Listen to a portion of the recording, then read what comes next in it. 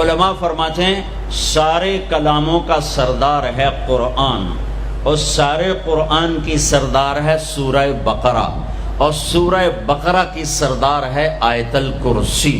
تو آیت الکرسی سارے کائنات کے کلاموں کی سردار ہے کہ اس میں صرف اللہ ہی بول رہا ہے، اور اللہ اپنا ہی تعارف کرا رہا ہے، اور کسی چیز کا تعارف نہیں کرا رہا۔ اللہ اللہ، ایک بات کہوں، خدا نہ کہا کرو، اللہ کہا کرو۔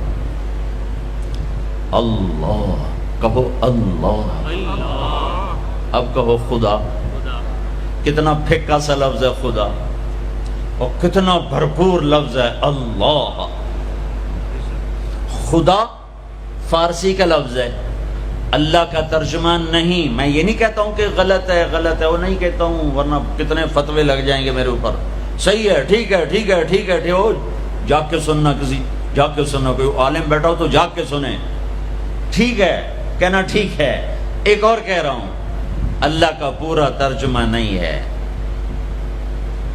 مجھے علم تو آتا نہیں، عربی سے عشق کیا میں نے، اور عربی سے میں نے دل لگایا، تو میں اللہ کے فضل سے پوری بصیرت سے کہہ رہا ہوں، خدا اللہ کا ترجمہ نہیں ہے، گاڈ اللہ کا ترجمہ نہیں ہے، بھگوان اللہ کا ترجمہ نہیں ہے، ایشور اللہ کا ترجمہ نہیں ہے، اور دیوتا اللہ کا ترجمہ نہیں ہے، یزداں اللہ کا ترجمہ نہیں ہے۔ اللہ صرف اللہ ہی سے ادا ہوتا ہے، اللہ صرف اللہ ہی سے ادا ہوتا ہے۔ اللہ کہا کرو، خدا نہ کہا کرو۔ کائنات کا سب سے میٹھا نام اللہ ہے، سب سے زیادہ جلووں سے بھرا ہوا نام اللہ ہے۔ اللہ لا الہ الا ہو الحی القیوم لا تأخذه سنة ولا نوم له ما في السماوات وما في الأرض من ذا الذي يشفع عنده إلا بإذنه يعلم ما بين أيديهم وما خلفهم ولا يحيطون بشيء من علمه إلا بما شاء وسع كرسيه السماوات والأرض ولا يؤوده حفظهما وهو العلي العظيم۔ اللہ اللہ، اس آیت میں 17 دفعہ لفظ اللہ آیا ہے، 17 دفعہ، یعنی ظاہر اور چھپا ہوا، اس لیے 17 کہہ رہا ہوں، ظاہر اور چھپا ہوا۔ پھر لفظ اللہ کی خصوصیت ہے، اس میں سے کوئی حرف نکالو مطلب نہیں بدلتا، باقی الفاظ میں سے حرف نکالو مطلب بدل جائے گا۔ میں اپنے نام سے شروع کروں، طارق، اس کا تا ہٹا دو، طارق کا مطلب ہے رات کو آنے والا، جیسے میں آیا ہی رات کو ہوں۔ اس کا تا ہٹا دو تو بن جاتا ہے ارق، ارق کا مطلب ہے بے قرار ہونے والا، اور تا کا الف ہٹا دو تو بن جاتا ہے طرق، طرق کا مطلب ہے کھٹ کھٹانے والا۔ کاف ہٹا دو تو طرأ، کسی چیز کا غلبہ ہو جانا۔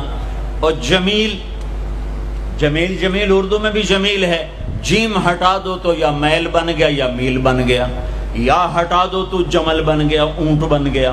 یہ آپ کو میں نے مثال دی ہے۔ اب میں اللہ کے لفظ کے ساتھ، یہ اللہ ہے، الف لام لام اور ہا، یہ میں نے الف ہٹا دیا تو لفظ ڈولنا چاہیے، لفظ کے ڈولنے کے ساتھ مطلب ڈولنا چاہیے۔ تو جب اللہ ہٹا تو پیچھے بچا للہ، تو قرآن نے کہا للہ ما فی السماوات و ما فی الارض، ٹھیک ہو گیا۔